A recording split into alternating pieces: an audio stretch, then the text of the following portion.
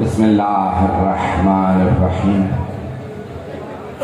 الحمد للہ الذی نور قلوب العارفین بنور معرفتہ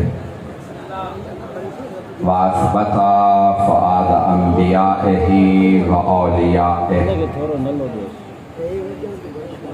بقصص الانبیاء والمرسلین وأكمل إيمان المسلمين والمؤمنين بولاية علي أمير المؤمنين عليه السلام.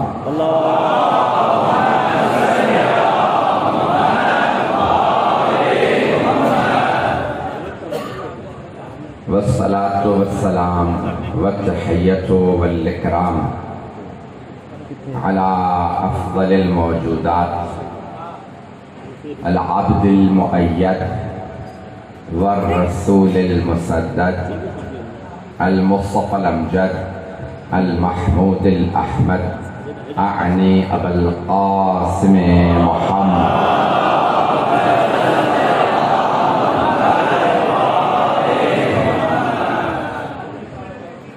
وعلى روحه ونفسه وصهره ووصيه سید الاتقیاء والاصفیاء مولا الموالی امام المتقین علی بن ابی طالب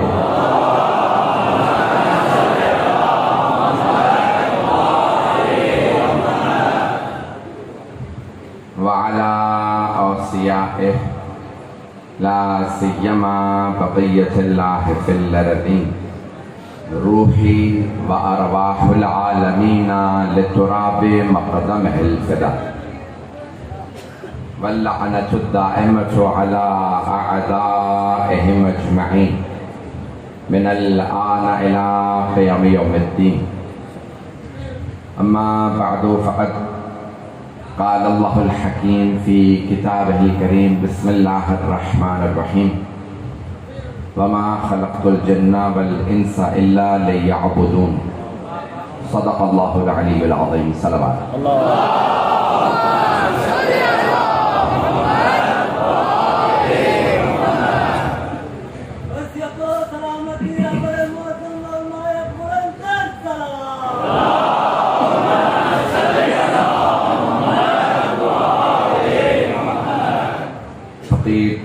عبدالرزاق میمن کے اصالہ ثواب کے لیے باوعد بلند صلوات.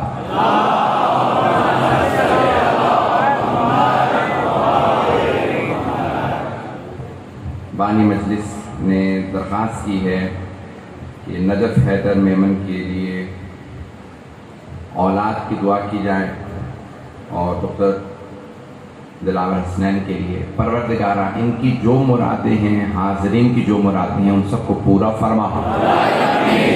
اور میں دیکھ رہا ہوں بیٹھنے کی جگہ نہیں ہے, آپ لوگ بہت دیر سے بیٹھے ہیں, دور دور سے آئے ہیں. میں بہت سے چہرے دیکھ رہا ہوں جو باہر سے میں نے دوسرے شہروں میں بھی دیکھے ہیں. آپ کے شہر میں میرا پہلا اتفاق ہے. آئیں ذرا مل کے دعا کرتے ہیں. پروردگارہ عصر کا وقت ہے, صاحب العصر کے ظہور میں تعجیل فرما.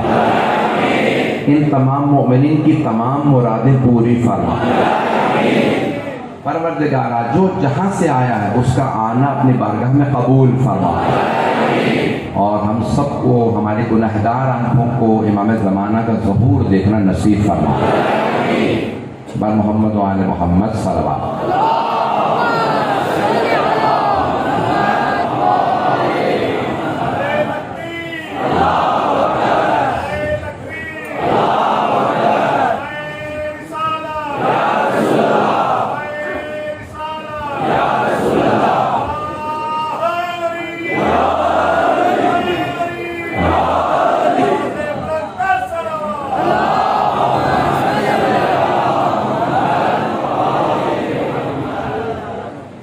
بانی مجلس نے چاہا کہ میں امام زین العابدین علیہ السلام سے متعلق فضائل و مصائب پیش کروں.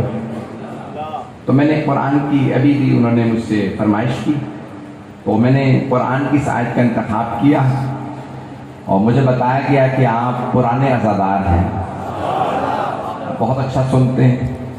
تو یہ قرآن میں 2 مرتبہ آیت آئی وما خلقت الجن والانس الا لیعبدون.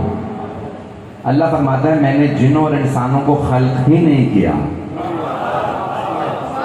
سوائے اس کے کہ میری عبادت کریں. تھوڑی سی توجہ. میں جانتا ہوں کہ جس طرح سے آپ بیٹھے ہیں آپ لوگوں کے لیے بیٹھنا بھی مشکل ہے, پہلو بدل نہیں سکتے, بہت سے افراد کوشش کریں گے آئیں فرشتہ پہ جگہ مل جائیں, تو چلیے گا میرے ساتھ کہ اللہ فرما رہا ہے میں نے جنوں اور انسانوں کو صرف اس لیے خلق کیا کہ میری عبادت کریں. بہت سے لوگوں نے صرف نماز اور روزے کو عبادت سمجھ لیا.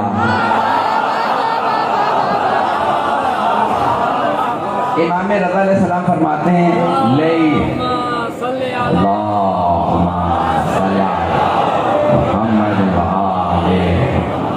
فرماتے ہیں لیست العبادۃ کثرۃ الصیام والصوم.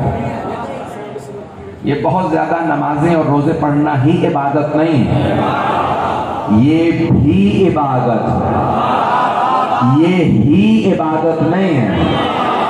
میری اردو واضح ہے حضرات کے لیے؟ ایک ہوتا ہے بس یہی عبادت ہے, یہ ہی عبادت نہیں ہے, یہ بھی عبادت ہے. بل العبادت التفکر فی آلاء اللہ. سب سے بڑی عبادت یہ ہے کہ اللہ کی نشانیوں میں سوچا جائے. تو اللہ کی نشانیاں, اللہ نے اپنے حبیب کو بھی جب معراج پہ بلایا تو اللہ نے فرمایا لِیُرِیَہُ, تاکہ اللہ اپنی نشانیاں دکھائے. بھئی سب سے بڑی نشانی خود رسول خدا, انہیں کیا دکھانا تھا؟ سمجھو میرے ساتھ رہے. حبیب خدا کو کیا دکھانا تھا؟ وہ سب سے بڑی نشانی ہے. محبوب خدا ہے, اللہ کے محبوب ہیں, انہیں کیا دکھانا تھا؟ تو ہمارے علماء نے لکھا کہ عرش پہ بلانے کے بعد اللہ نے فرمایا میرے حبیب مکے والے آپ کو ابتر کہہ رہے ہیں, ہم نے آپ کو کوثر عطا کیا ہے, ہم آپ کو فاطمہ دے رہے ہیں.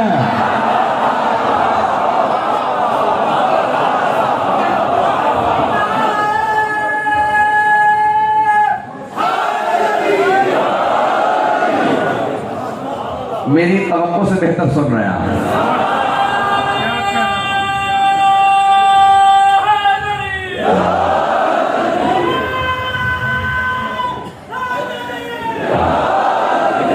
بھائی میں 4 دن سے 6 دن سے بہت سخت بیمار تھا, کربلا نجف مسلسل چلتے رہے, نہ آرام کیا نہ سوئے, تو شدید گرمی لگ گئی تھی. آج پہلا دن ہے کہ اٹھ کے بیٹھا ہوں, مجالس نہیں چھوڑی, مسلسل پڑھتا رہا ہوں. آپ ہی کی سرزمین پہ پڑھ رہا ہوں مجالس مسلسل. سنیے گا جملہ جو امام خمینی نے اپنی کتاب میں لکھا کہ آپ زیارت میں پڑھتے ہیں, اور یہ زیارت ہماری نہیں ہے, چھٹے امام نے بتائی, زیارت وارثہ. تو اس میں امام فرماتے ہیں اشہد انک کنت نورا فی الاسلاب الشامخہ والارحام المطہرہ. ہم تو صرف جملے پڑھ رہے ہیں, ہم دہرا رہے ہیں, ہمیں ادراک نہیں. چھٹے امام فرماتے ہیں میں گواہی دیتا ہوں اے حسین, آپ کا نور پاک صلبوں سے پاک رحموں میں منتقل ہوتا رہا, پاک صلبوں سے پاک رحموں میں منتقل ہوتا رہا. تو اب یہاں پہ مرحوم امام خمینی کہتے ہیں کہ یہ جو نور چلا تھا جناب آدم سے, وہ 14 کا نور نہیں تھا. غور سے سنیے گا جب تک میں نتیجہ نہ دوں. تو ان کی کتاب ہے فی الخلافت والولایہ, الہدایہ فی الخلافت والولایہ. تو اس میں فرماتے ہیں, کہتے ہیں مصباح الہدایہ فی الخلافت والولایہ, کہ وہ 14 کا نور نہیں تھا, 13 کا نور تھا. میرے ساتھ چلیے گا. 13 کا نور تھا, جناب آدم سے چلتا رہا, جناب عبد المطلب تک آیا. جناب عبد المطلب کے پاس وہ نور جب پہنچا تو 2 حصوں میں تقسیم ہو گیا. نور نبوت جناب عبداللہ کے پاس چلا گیا, نور امامت جناب ابو طالب کے پاس چلا گیا.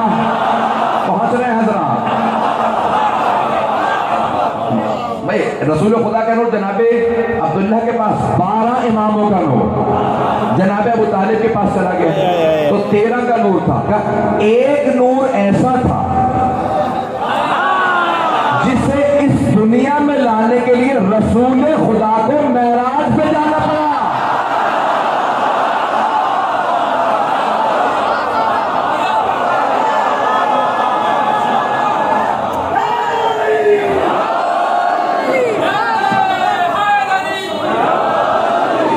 توجہ فرما رہے ہیں ذرا کرام. یہ نور ایسا تھا. یہ جناب سیدہ کی جو آمد ہے معراج مقدمہ ہے. آمد جناب سیدہ بات پہنچ رہی ہے ذرا کرام. سارے انسان جن عبادت کے لیے خلق کیے گئے تو اب یہ عبادت کا سلسلہ جاری ہے. پوچھا کسی نے مولا سے, مولا آپ فرماتے ہیں کہ جناب آدم سے بھی پہلے آپ کو خلق کیا گیا تھا, کیا فرشتے تھے؟ کہ نہیں, فرشتے بھی ہمارے بعد خلق ہوئے ہیں. چلیے گا ایسی محبت کے ساتھ. کہا مولا اس وقت آپ کیا کرتے تھے؟ کہا ہم تسبیح کرتے تھے, تقدیس کرتے تھے. جب فرشتے خلق ہوئے تو انہوں نے ہماری تسبیح سے تسبیح سیکھی. میں نے علمی موضوع شروع کیا ہے اور میں بے انتہا ممنون ہوں کہ آپ اس محبت سے سن رہے ہیں. تو کہا ہماری تسبیح و تقدیس سے ملائکہ عبادت سیکھتے تھے. کہا اور ہم نے اس وقت طواف کیا تھا عرش کا جب کوئی نہیں تھا. اور کہا پھر مختلف انوار کی خلقت کے متعلق کے تفصیل میں نہیں جانا. تو ایک مرتبہ امام فرماتے ہیں کہ پھر اس دنیا میں ہمیں بھیجا گیا, یہاں پہ عبادت دنیا کو تعارف کروایا. ساری مخلوقات عبادت کے لیے بنائی گئی ہیں. ساری مخلوقات اللہ کے لیے. اتنے فرشتے عبادت کے لیے, اتنے جن, انسانوں کی کیا ضرورت تھی؟ تو عبادت انسانوں کے لیے صرف یہ نہیں کہ صرف نماز پڑھے, روزہ رکھے. روک کے جملہ پیش کر دوں. طواف خانہ کعبہ کا ہو رہا, سارے حاجی طواف کر رہے ہیں کہ اتنے میں ایک مرتبہ ایک آدمی نے آنے کے بعد آواز دی, ہے کوئی راہ خدا میں مجھے کھانا کھلا دے؟ ہے کوئی جو مجھے نیا لباس دلا دے؟ میں بے لباس ہوں, میں بھوکا ہوں. ہے کوئی جو مجھے نالین دلوا دے؟ میں ننگے پاؤں ہوں. امام حسن مجتبیٰ بھی طواف کرنے والوں میں تھے. آپ نے کسی حاجی کو نہیں دیکھا, طواف کو ترک کیا. اس آدمی سے کہا میرے ساتھ چلو, میں کھانا بھی کھلاؤں گا, لباس بھی لے کے دوں گا, نالین بھی لے کے دوں گا. مولا گئے, کچھ دیر بعد واپس آئے. سارے حاجیوں میں گفتگو شروع ہو گئے. ارے یہ نواسہ رسول, حج کا سب سے بڑا رکن ہے طواف. یہ طواف چھوڑ کے اس بھوکے ننگے کو کھانا کھلانے چلے گئے. توجہ, نہ اس کا شجرہ پتا کون ہے, کہاں سے آیا, بھوکا ننگا ننگے پاؤں چلنے والا آدمی. یہ نواسہ رسول ہو کے طواف چھوڑ کے اس کے ساتھ چلے گئے. مولا نے اسے کھانا کھلایا, لباس دلوایا, نالین, واپس آئے. جیسے ہی طواف شروع کرنا چاہتے تھے, حاجیوں نے مولا کو روکا. کہا فرزند رسول, آپ نواسہ رسول ہیں, آپ نے حج کا سب سے بڑا رکن طواف چھوڑا اس بھوکے کی خاطر جس کے پاس نہ لباس تھا نہ نالین. یہ حج ہے, اللہ کے گھر کا حج. کیا تم نے میرے جد رسول خدا کی حدیث کو نہیں سنا, جس نے ایک بھوکے کو کھانا کھلایا اسے 3 حج کا ثواب ملتا ہے؟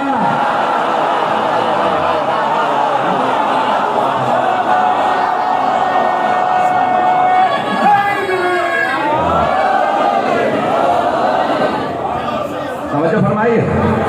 مولانا نے فرمایا تم نے میرے جد رسول خدا کی حدیث کو نہیں سنا, جس نے ایک بھوکے کو کھانا کھلایا اسے 3 حج کا ثواب, جس نے بے لباس کو لباس پہنایا اسے 3 حج کا ثواب, جس نے ننگے پاؤں چلنے والے کو نالین دلوائے اسے 3 حج کا ثواب. کا 13 رکن ہے حج کے, 13 احرام ہے, وقوف عرفات ہے, وقوف مشعر ہے, منا ہے، قربانی ہے، رمی جمارات ہے، طواف ہے، 2 رکعت نماز ہے، سعی ہے، طواف نساء ہے، 2 رکعت نماز. میں نے پورا حج بتا دیا. 13 واجبات حج کی، میں نے 1 طواف چھوڑا، 9 حج کا ثواب لایا.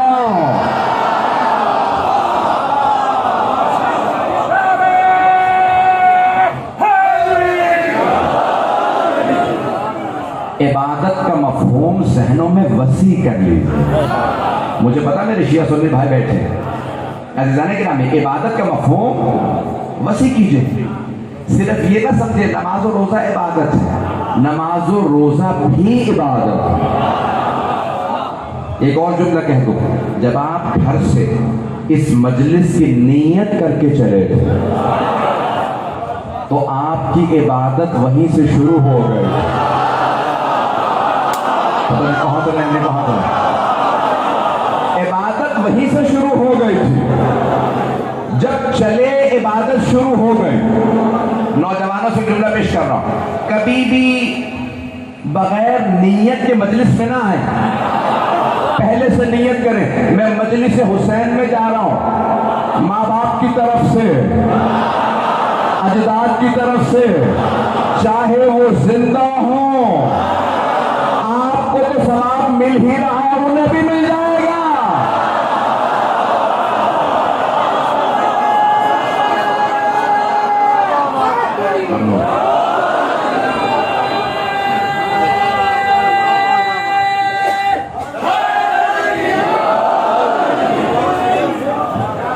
توجہ فرما رہے ہیں جانے کے بعد. عبادت کا مفہوم بہت وسیع ہے. اور ایک اور حدیث میں ہے عبادت کے 10 جز ہیں. 10 جز، 9 جز حلال رزق کمانے میں. تو اگر کوئی مزدوری بھی کرتا ہے تو وہ عبادت کرتا ہے. جو کام آپ کیجیے گا وہ عبادت ہے. اللہ کی خوشنودی کے لیے ہو، محمد آل محمد کی خوشنودی کے لیے ہو. ہمارے 12 امام ہیں. 5ویں امام سے پوچھا کہ مولا عبادت کی سب سے بڑی رات کون سی؟ آپ نے فرمایا شب قدر. کہ مولا شب قدر کا سب سے افضل عمل کون سا؟ غور سے سنیے گا. سب سے افضل رات شب قدر، لیلۃ القدر. لیلۃ القدر کا سب سے افضل عمل کون سا؟ اب وہ سوچ رہا تھا مولا کہیں گے یہ نماز، وہ تسبیح، وہ ذکر، وہ آیت. مولا نے کہا شب قدر کا سب سے افضل عمل یہ ہے کہ کوئی نیا مسئلہ سیکھ لو، علم حاصل کر لو. اب سمجھ میں آیا ہم شب قدر میں مجلس کیوں کرتے ہیں.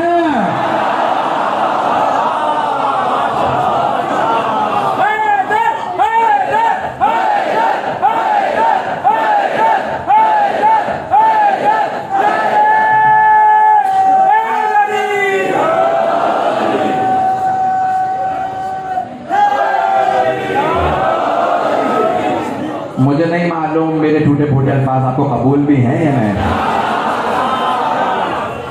میں ممنون ہوں آپ کی محبتوں کا. تو عبادت کا مفہوم بہت وسیع ہے. عزیزان گرامی، اب میں ایک اور جملہ پیش کروں. ابھی تو میں نے جو کچھ پیش کیا وہ عمل ہے. بھئی علم حاصل کرنا بھی عمل ہے، نماز پڑھنا بھی عمل ہے، روزہ رکھنا بھی عمل ہے، مسکین کو کھانا کھلانا عمل ہے، لباس دلانا عمل ہے، نالین پہنانا عمل ہے، حج کرنا عمل ہے، مجلس میں آنا عمل ہے. ایک ایسی عبادت بتا دوں جو عمل نہیں ہے، صرف سوچ ہے. مجمع کا سناٹا بتا رہا، بڑے توجہ سے سن رہے ہیں. حبیب خدا نے فرمایا حب علی عبادہ.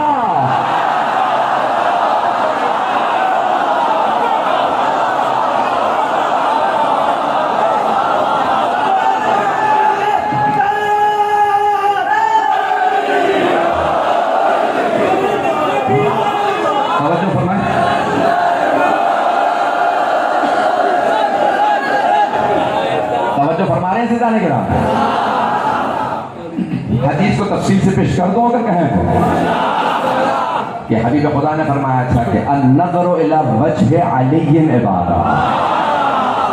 کس سے کہا تھا؟ کس سے کہا تھا؟ صحابہ سے. نہیں پہنچا سکا. توجہ سارے بندے کی توجہ. مجھے پتا گرمی ہے, مجھے پتا وضعیت میں بیٹھے ہیں, جگہ نہیں ہے, میں پورا خلے ذکر دے کے جملہ پیش کر رہا ہوں. حبیب خدا نے صحابہ کے مجمع میں کہا تھا النظر الی وجہ علی عبادہ, علی کے چہرے کو دیکھنا عبادت ہے, صحابہ کی عبادت ہے.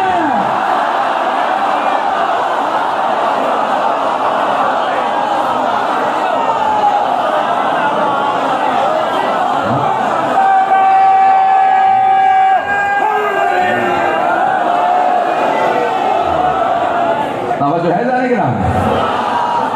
صحابہ کی بھی عبادت یہ ہے کہ علی کا چہرہ دیکھنا, مولا کا چہرہ دیکھنا.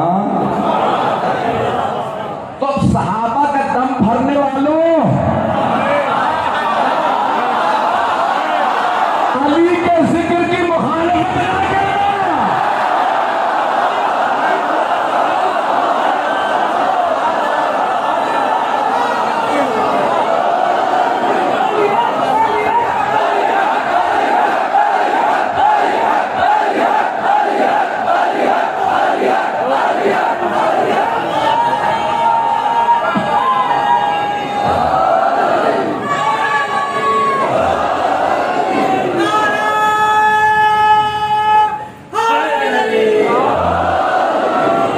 توجہ فرما رہے ہیں جانے کے نام. تو اب حدیث میں پوری حدیث مکمل کرنا چاہتا ہوں. میں عبادت کا مفہوم پیش کر رہا ہوں.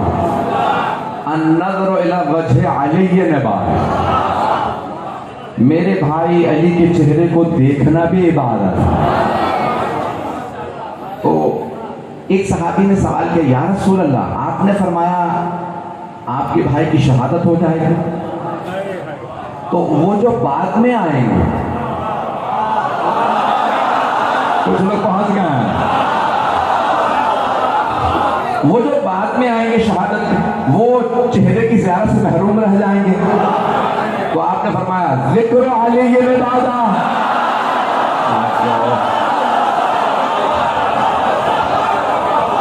علی کا ذکر بھی عبادت ہے. میں بھی عبادت کر رہا ہوں, آپ بھی عبادت کر رہے ہیں.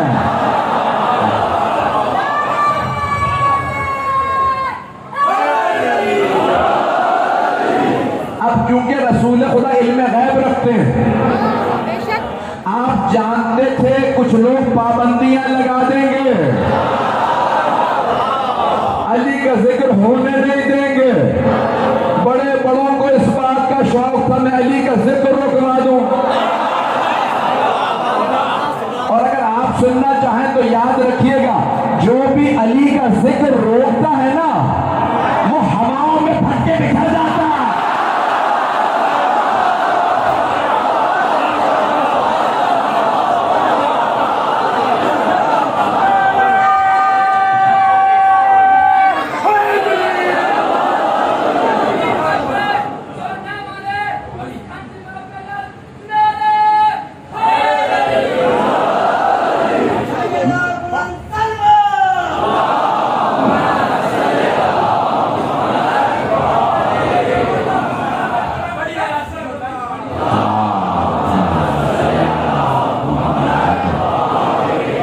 میں آپ کی محبتوں کا ممنون ہوں, جس محبت سے آپ سن رہے ہیں. تو اب یہ رسول خدا اپنے علم غیب سے جانتے تھے کہ میرے بھائی علی کے ذکر پہ پابندی لگا دی جائے گی.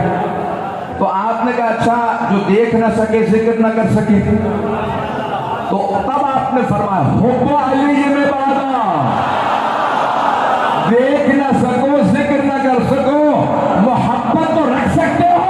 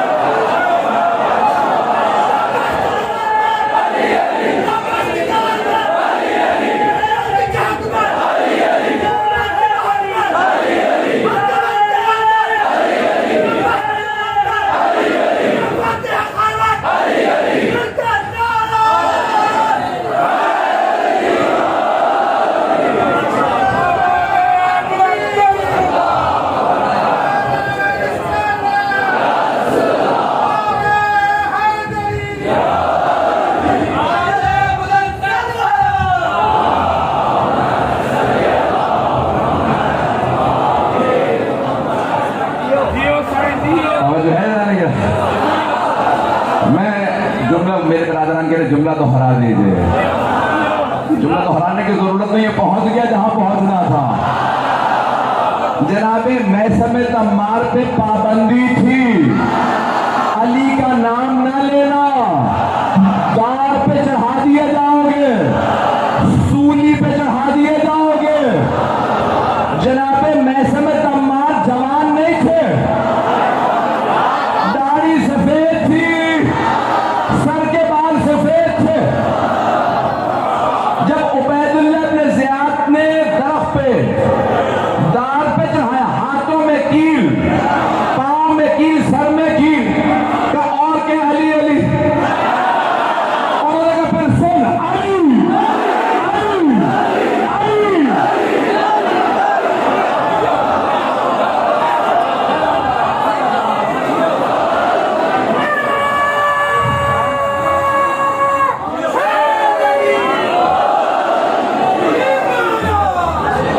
توجہ ہے نا عزیزان کرام، یہ ذکر رک نہیں سکتا، یہ عبادت رک نہیں سکتے۔ تو جناب امیر علیہ السلام کا نام پوری دنیا کے اندر آج بلند ہے۔ کہاں گئے علی کے دشمن جو کہتے تھے ہم نام مٹا دیں گے، ان کی قبروں کا پتہ نہیں۔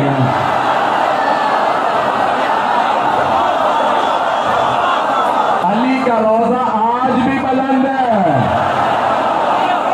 اللہ نے نام بھی دیا تو علی، کہ آپ ادا کریں بلندی کا احساس ہوتا۔ فیضان کے نام، یہ آپ مجھے جوش اڑا رہے ہیں، میں اپنے پورے انداز سے پڑھنا چاہوں۔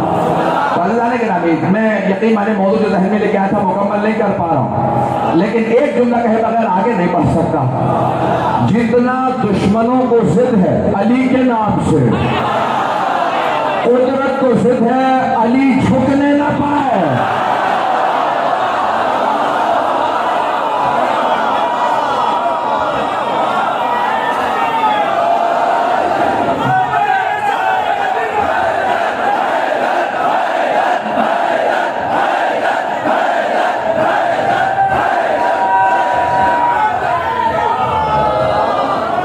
توجہ ہے جانی؟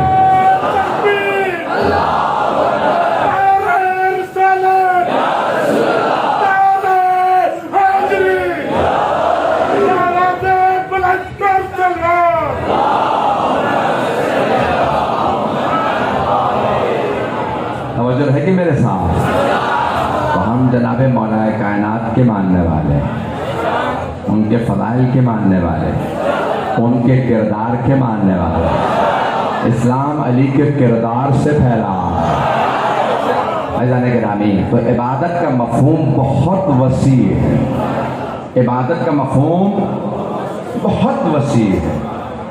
کسی نے، صحابی نے کہا یا رسول اللہ بہت گنہگار ہو۔ کس نے کہا؟ ایک صحابی نے کہا یا رسول اللہ بہت گنہگار ہو۔ اس کا مطلب ہے صحابہ میں بھی گنہگار تھے۔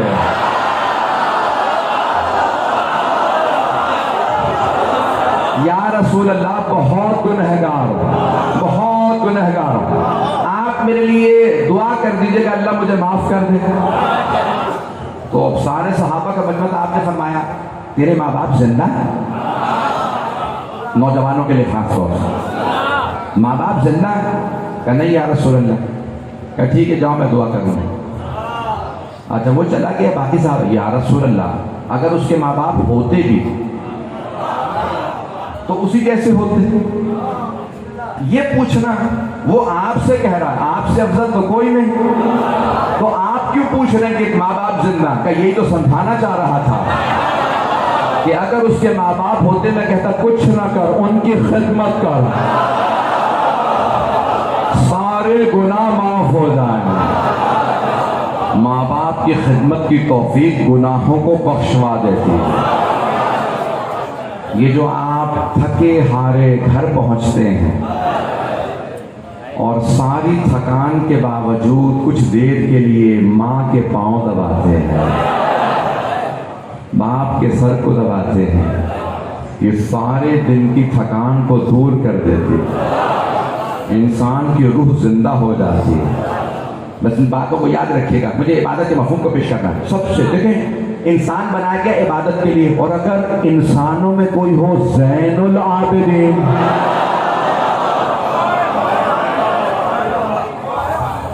اب بات پہنچی، کوئی ہو زین العابدین، عابدوں کی زینت، امام سجاد کی خوشنودی کے لیے بابا بلند صلوات۔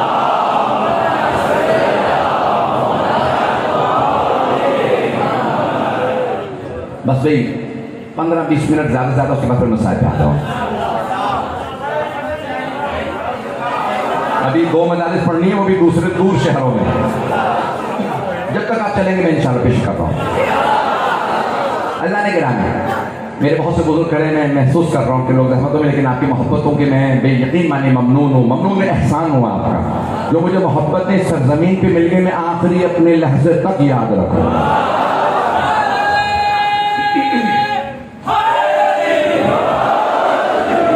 اللہ نے گرامی، ممنون، شکریہ۔ زین کہتے ہیں زینت کو، زینت سمجھتے ہیں نا؟ وہ کہتے ہیں کہ بھی پوری امام بارگاہ کی زینت ممبر ہوتا ہے، اور کچھ ممبر کی بھی زینت ہوتے ہیں، ساری دنیا عابد ہے، اور امام سجاد زین العابدین ہے، زین العابدین۔ میرے ساتھ چلیے گا۔ کسی نے سوال کیا، مولا آپ کا لقب ہے زین العابدین، اور آپ کی جد رسول خدا نے فرمایا کہ آپ کا لقب زین العابدین، اور انہوں نے ہی فرمایا ضربت علیہ من یوم الخندق افضل من عبادت ثقلین۔ غور سے سنیے کا سوال ہے، کہ سید سجاد آپ کے جد رسول اکرم صلی اللہ علیہ وسلم نے فرمایا کہ علی کی ایک ضربت غزوہ خندق والے دن ثقلین کی عبادت سے افضل ہے۔ مولا آپ زین العابدین ہیں، تو کیا آپ کی عبادت زیادہ ہے یا آپ کے جد امیر المؤمنین؟ تو آپ نے فرمایا کہ خبردار تقابل نہ کرنا، کہ ہاں لقب میرا ہے زین العابدین، وہ میرے بھی دارا، کہ ان کی عبادت کا وہی تناسب ہے جو رشتے کا تناسب ہے۔ معصوم کی علامت یہ ہے کہ بعد والا پہلے کی تردید نہیں کرتا بلکہ تائید کرتا۔ بات پہنچ رہی ہے؟ تو مولا نے یہ نہیں کہا نہیں ان کی عبادت زیادہ۔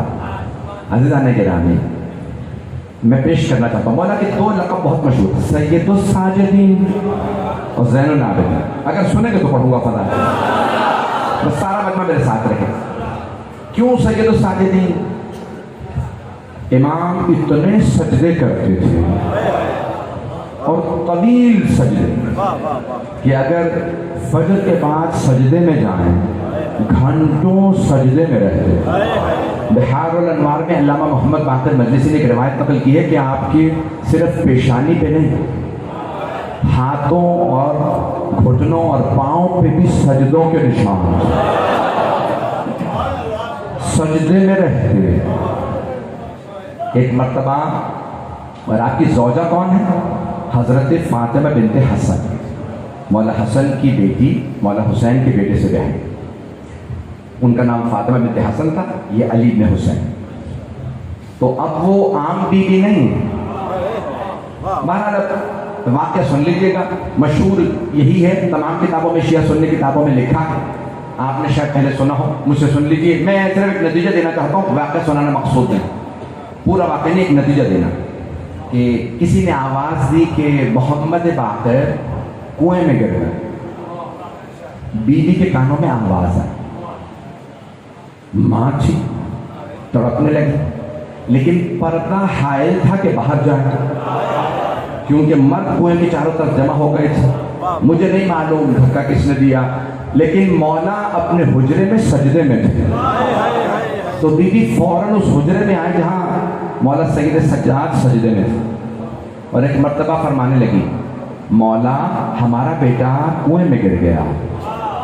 لیکن مولا کا سجدہ جاری ہے. بی بی رونے لگی, بار بار کہنے لگی سید سجاد ہمارا بیٹا کنویں میں گر گیا, بار بار دہرایا. لیکن مولا جتنی دیر سجدہ کرتے تھے گھنٹے بعد اٹھے, دیکھا آپ کی زوجہ کی آنکھوں میں آنسو. میں ایک جملہ کہوں یہاں, حبیب خدا نے فرمایا تھا الصلاۃ معراج المؤمن, نماز مومن کی معراج ہے, نماز کی معراج ہے سجدہ, اور یہ ہے سید الساجدین کا سجدہ. تو مولا یہاں نہیں تھے, اللہ کے ساتھ اٹھے, دیکھا آپ کی زوجہ کی آنکھوں میں آنسو, کہا اے کنیز خدا کیا بات ہے؟ کہا مولا ہمارا بیٹا کنویں میں گر گیا. کہا آپ اپنے آنسوؤں کو صاف کر لیں, میں ابھی ہمارے بیٹے کو لے کے آتا ہوں. اب وہ بھی عام بیوی تو تھی نہیں, انہوں نے فوراً آنسو صاف کر لی. کیوں؟ کیونکہ مولا نے کہا میں بیٹا لے کے آتا ہوں. اب انہیں یقین ہو گیا بیٹا صحیح و سالم ہے, نہیں پہنچا سکا. یہ معصوم فرما رہے ہیں بیٹے کو لے کے آتا ہوں. اس کا مطلب ہے جب عصمت کہے, معصوم کہے بیٹا لاتا ہوں تو شک نہ کرو. بھئی یہ عام بیوی نہیں ہے, چلے میں آپ کو سمجھا دیتا ہوں. امام کی بیٹی, امام کی پوتی, امام کی بھتیجی, امام کی زوجہ, امام کی ماں, امام کی دادی, چاروں طرف سے امامت میں گھرے تھے.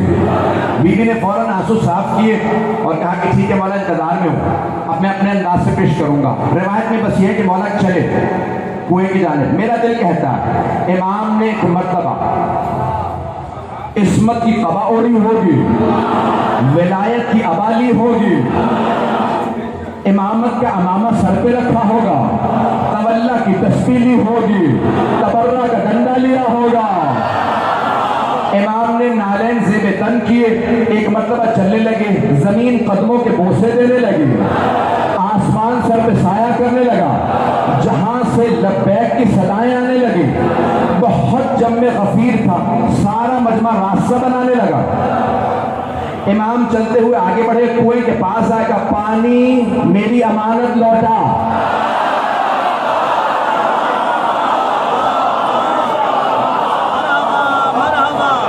سارے مدینے نے دیکھا کہ ایک مرتبہ کنویں کا پانی ابھرنے لگا, اور سب نے دیکھا پانچویں امام پانی کے اندر نہیں, پانی کے اوپر تشریف فرما تھے. جملہ یہ بھی نہیں ہے نتیجے کا. چوتھے امام نے باہیں پھیلائیں, اپنے فرزند کو گود میں لیا, چلنے لگے. ایک نے روک کے سوال کیا, فرزند رسول کیا آپ پریشان نہیں تھے, بیٹا گر گیا کنویں میں؟ مولا نے کہا نہیں, بالکل پریشان نہیں. کہا پوچھ سکتا ہوں کیوں؟ کہا میں اللہ کے سجدے میں تھا, جب میں نے اس کے سجدے میں خیانت نہیں کی تو وہ میری امانت میں.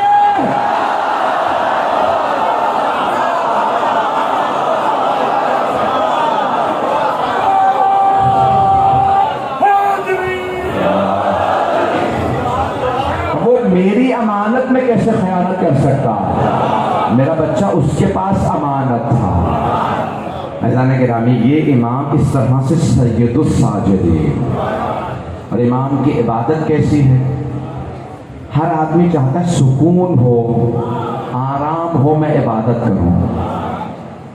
لیکن اگر کوئی قید سلاسل میں ہو اور ہر جگہ سجدہ کرے, زمین ناز کرے اس نے مجھ پہ سجدہ کیا, وہ زین العابدین, وہ عابدوں کی زینت ہے.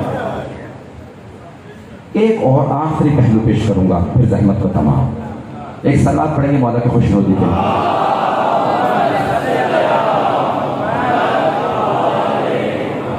آخری پہلو, سب کی توجہ میرے ساتھ. عزیزان گرامی, پوری دنیا میں حالات خراب ہیں. کرونا وائرس ہے, خانہ جنگی ہے, خزانے خالی ہیں. کسی حکمران سے پوچھیں کچھ کیوں نہیں کرتے؟ کہ ملک کے حالات ہی خراب، خانہ جنگی ہے، حکومت کا خزانہ خالی، کیا کر سکتا ہوں؟ اور اگر کوئی عصر عاشور میں امامت سنبھالے، جہاں باپ کا لاشا تبدیل میں پڑا ہو، پھپھیاں قیدی ہوں، گلے میں توق ہو، پاؤں میں بیڑیاں ہوں، ہاتھوں میں زنجیریں، اور پوری زندگی ایک شکوہ خدا سے نہ کیا، وہ زین العابدین.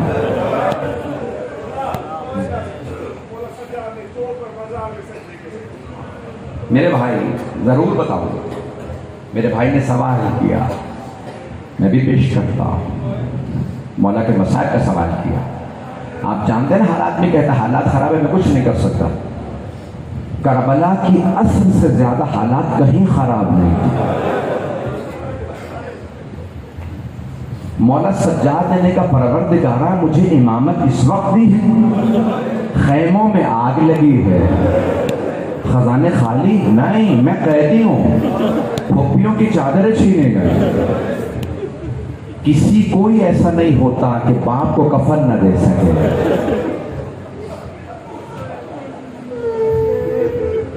جب جناب زینب نے سوال کیا نا، اے سید سجاد یہ کیا حالت بنا رکھی، 11 محرم کہ مولا کے آنسو بہ رہے ہیں، ہاتھ زنجیروں میں.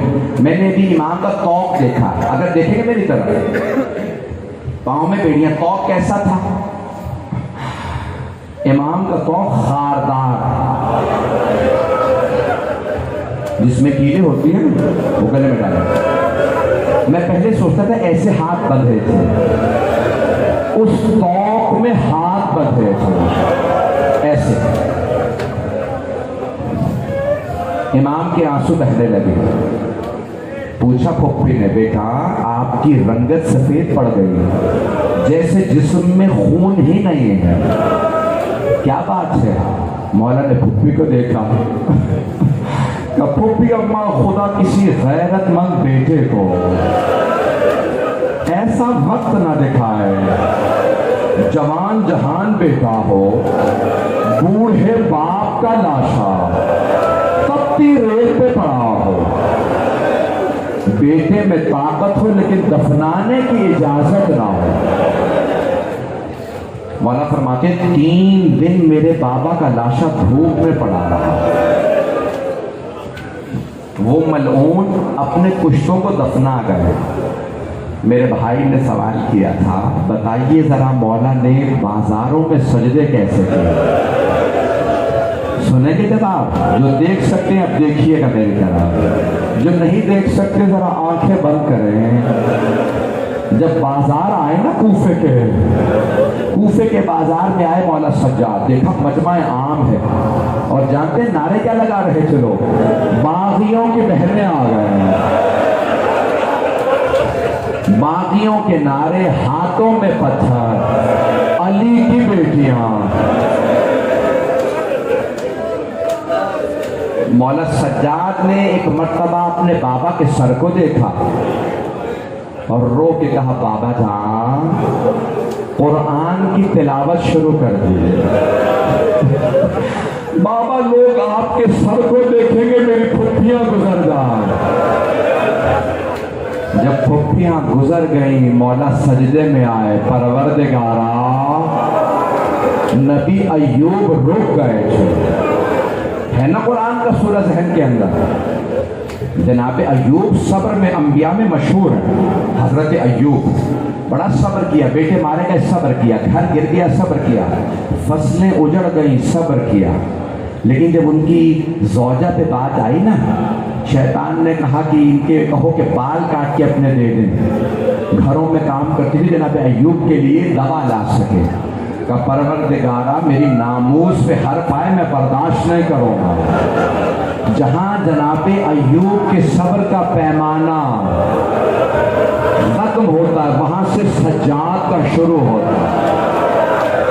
اس لیے مولا سجاد ساتھ ہیں زین العابدین، جنہیں نبی ایوب بھی سلام کریں، اے سجاد جہاں انبیاء کے پاؤں لرزنے لگے۔ جملہ کہوں گا مجھے معاف کر دیجئے گا، جب حضرت ہاجرہ کو لے جا رہے تھے نا، حضرت سارہ کو، حضرت ابراہیم، حضرت لوط ان کے بھائی تھے حضرت سارہ کے، تو قبطی نے جناب سارہ کی طرف ہاتھ بڑھایا۔ جب ہاتھ بڑھایا نا تو ایک مرتبہ جناب ابراہیم نے کہا پروردگارا اس کے ہاتھ خشک کر دے، اس کے ہاتھ خشک ہو گئے۔ کہا تو نے میری زوجہ کی طرف ہاتھ بڑھایا تھا، میری بددعا لگی ہے۔ جناب ابراہیم کی بددعا لگی۔ جناب سید سجاد جب کوفے میں آئے نا، لوگ پتھر مار رہے تھے، مولا نے تب بھی بددعا نہیں کی، لیکن آپ کی ایک چھوٹی سی بہن تھی، انہوں نے اپنی پھوپھی سے کہا پھوپھی اماں میرے بابا جب مجھے سینے پہ سلاتے تھے تو انبیاء کے واقعات سناتے تھے۔ پھوپھی اماں میرے بابا نے بتایا تھا کہ نبی تھے صالح، ان کی اونٹنی تھی، امت نے اونٹنی کا کوہان کاٹا، وہ شہید ہو گئی۔ اونٹنی کا ایک بچہ تھا، اس نے پہاڑ پہ چڑھ کے امت کو بددعا دی، اللہ نے اونٹنی کے بچے کی بددعا سن لی، پوری امت پہ عذاب بھیج دیا۔ پھوپھی اماں بس اتنا بتائیے کیا میرا مقام زیادہ ہے؟ یہ حضرت صالح کی اونٹنی کے بچے کا مقام زیادہ ہے۔ جناب زینب نے فرمایا سکینہ آپ کا مقام زیادہ ہے۔ کہ پھوپھی اماں پھر میں بددعا کروں گی، آپ آمین کہیے گا۔ مولا سجاد نے رو کے فرمایا میری بہن ذرا بابا کے سر کو دیکھو۔ مولا حسین کے آنسو بہنے لگے، میری بیٹی بددعا نہ کرنا، خدا زمین کو پلٹ دے گا۔ یہ نانا کی امت ہے، ان ظالموں کی خاطر سب کو بددعا نہ دینا۔ اجرکم اللہ، برداشت کریں گے میں پڑھوں؟ میرے بھائی نے تو کہا تھا مولا سجاد کے سارے مسائل پڑھ رہے ہیں، میں 2 گھنٹے بھی پڑھوں نا مولا سجاد کے مسائل تو ختم نہیں ہوتے۔ ایک روایت پڑھوں گا میرے ساتھ۔ مولا عصر کے بعد مدینے کے بازار سے گزر کے اپنے باغ میں جاتے تھے۔ جب جاتے تھے نا تو سارے مدینے کے قصاب اپنے کشتوں پہ کپڑا ڈال دیتے تھے۔ کیوں؟ سید سجاد جب گوشت دیکھتے تھے نا، بکرے کا بھی کٹا گلا دیکھتے تھے تو بلند آواز سے رونے لگتے تھے۔ مولا سے پھر جانور کا بھی خون برداشت نہیں ہوتا، نہیں پہنچا سکا۔ کیا پڑھوں گا آپ کے سامنے؟ میری طرف دیکھیے گا۔ ایک دن ایک قصائی بھول گیا کہ مولا سجاد کے آنے کا وقت ہے، جیسے مولا دکان سے گزرے دیکھا گوشت ہے، ایک جانور بکرا ذبح شدہ پڑا ہے۔ مولا نے بلند آواز سے رو کے کہا ہائے فرزند رسول کو پیاسا ذبح کر دیا گیا۔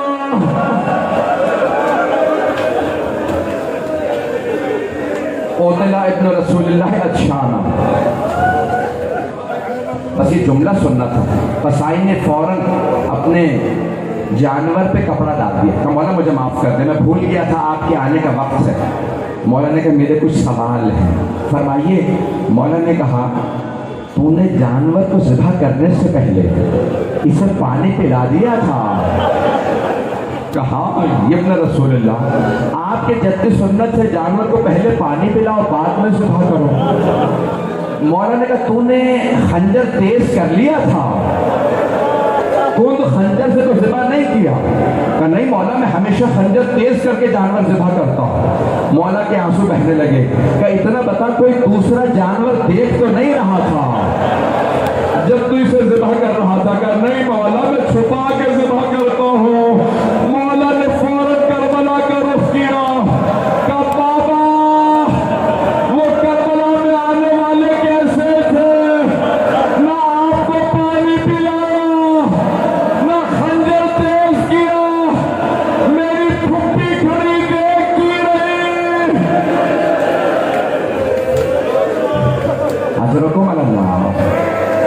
اجرکم علی اللہ. آخری جملہ، آخری جملہ، اب مجھ میں پڑھنے کی طاقت ہے. آخری جملے کی زحمت دوں. کسی نے سوال کیا مولا اتنے مصائب آئے، سب سے زیادہ مصائب کہاں آئے؟ مولا نے ایک مرتبہ سر اٹھایا کہا الشام، الشام